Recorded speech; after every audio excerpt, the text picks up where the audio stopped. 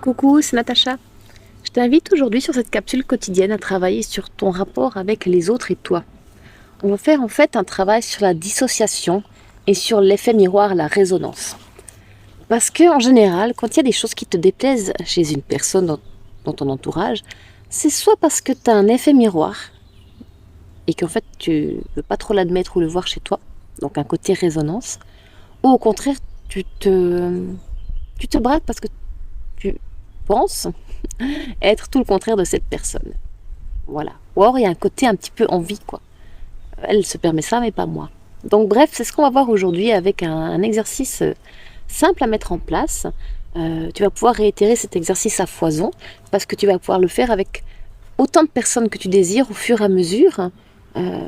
Donc des personnes dans ton entourage, au travail, familial, amical, qui vont en fait dissonner chez toi. Donc je t'invite à prendre un cahier et un crayon, ou une feuille blanche, afin d'y noter des choses.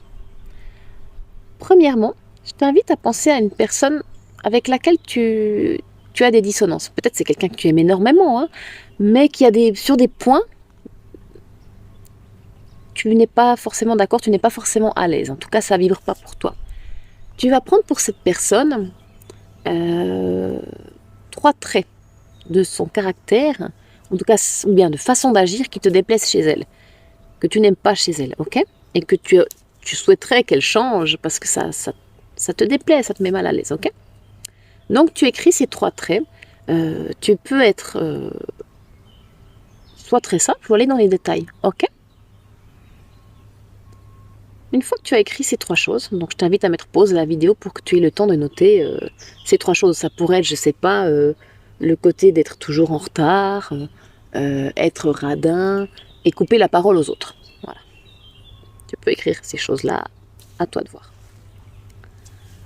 Ensuite, une fois que tu as noté ces 3 traits qui te déplaisent chez cette personne, je t'invite à prendre un instant conscience de ton être en entier et demande-toi, en quoi cette personne me ressemble?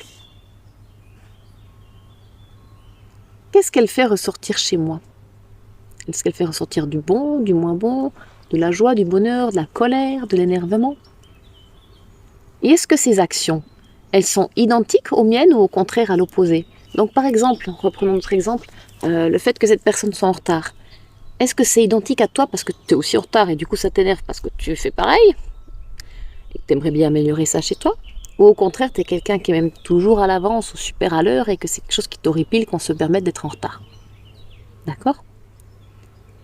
Donc vraiment, je t'invite par rapport à chacun de ces traits à ressentir ce que ça amène en toi et est-ce que ces actions sont identiques ou opposées aux tiennes.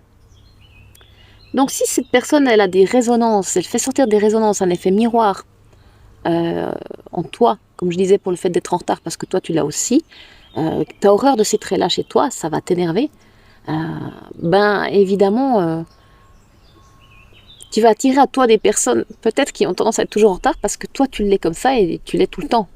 Ok, je parle pas d'une seule fois. Mais tu vas attirer ce genre de personnes parce que peut-être qu'il y aurait besoin de travailler chez toi. Le fait de travailler chez toi, ce fait d'être en retard et en t'organisant d'une autre façon, en mettant un réveil ou des rappels, ou en étant plus organisé et autres, va te permettre de petit à petit améliorer ton retard. Et par la suite, tu verras qu'en général, les personnes, elles suivent aussi. En tout cas, avec toi, elle sera aussi moins en retard. Parce que soit elle va suivre le mouvement, ce que tu vibres, elle va le vibrer aussi parce que tu lui donnes cette vibration. Donc, soit elle va suivre le mouvement, ou alors elle va sortir de ta vie. D'accord? Parce que vous n'êtes là, le retard, on est d'accord que c'est pas quelque chose de gravissime en tant que tel. C'est pas une valeur fondamentale. Mais voilà, pour certaines choses très fondamentales, tu vas voir que certaines personnes, ben, t'es juste plus sur la même longueur d'onde et que c'est pas ok d'être en tout cas ensemble, en tout cas de se côtoyer à ce moment-là. D'accord? Si par contre, cette personne elle a des traits complètement opposés aux tiens. On va reprendre l'exemple, elle est tout le temps en retard et toi tu es super à l'heure ou même en avance. Et donc ça t'horripile que cette personne se permette d'être en retard. Pour toi c'est quelque chose qui est non respectable, irrespectueux, c'est pas professionnel, c'est pas très sérieux. Tu peux noter tout ça, hein, tout ce qui ressort en toi.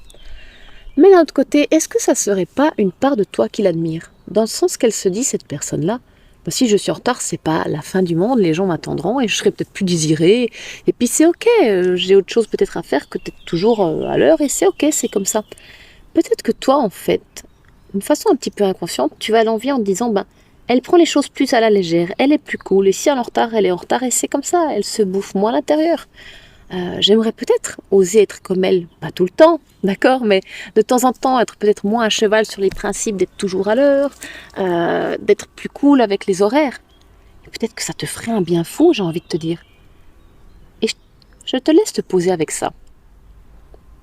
Tu vas vraiment avoir les deux cas. Tu verras dans les traits des personnes que tu vas noter, certaines fois tu vas te dire, mais il y a tellement de résonance, je suis pareil, et c'est pour ça que ça m'énerve, parce que chez moi ce trait-là m'énerve, et je vais y travailler. Ou alors, ben, punaise, elle se permet, et elle est plus cool.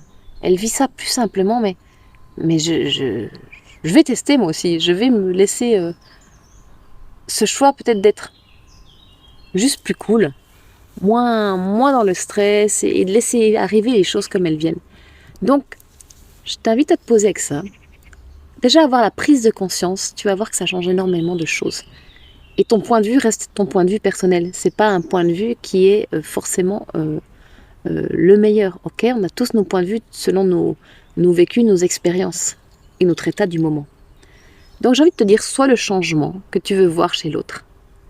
En incarnant ce changement, la personne elle va changer aussi, ou elle va sortir de ta vie. Donc je t'invite à modifier tes structures. Ok. Cet exercice, tu peux le faire à foison, c'est illimité. Tu commences avec une personne et tu y vas avec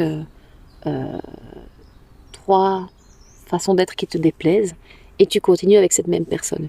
Une fois que tu penses avoir fait le tour avec cette personne-là, je t'invite à passer à une autre personne. Et c'est pas pour incriminer les personnes, parce que tu vas pas, en le faisant, être dans la colère avec eux, avec cette personne-là, ou être dans le ressentiment. Non, c'est vraiment le but de travailler ton point de vue, travailler ta façon de réagir à ça.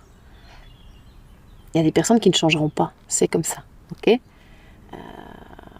À toi de voir si c'est trop lourd pour toi, ben, tu verras que certaines personnes, au fur et à mesure de ta vie, elles sortent et elles y reviennent quand chacun a pu évoluer. Mais c'est un super exercice de prise de conscience, d'être dans une façon de non-jugement aussi, et de reconnaître qu'on a tous nos vérités et nos vies, nos limitations. Et c'est ok, c'est comme ça. Donc, ça semble tout simple, mais la prise de conscience va t'amener beaucoup de choses. Et le fait de l'écrire, et pas juste d'y penser ou de le formuler à voix haute, le fait de l'écrire va vraiment engrammer en toi ces choses-là, et tu vas pouvoir poser sur le papier aussi des choses qui te déplaisent.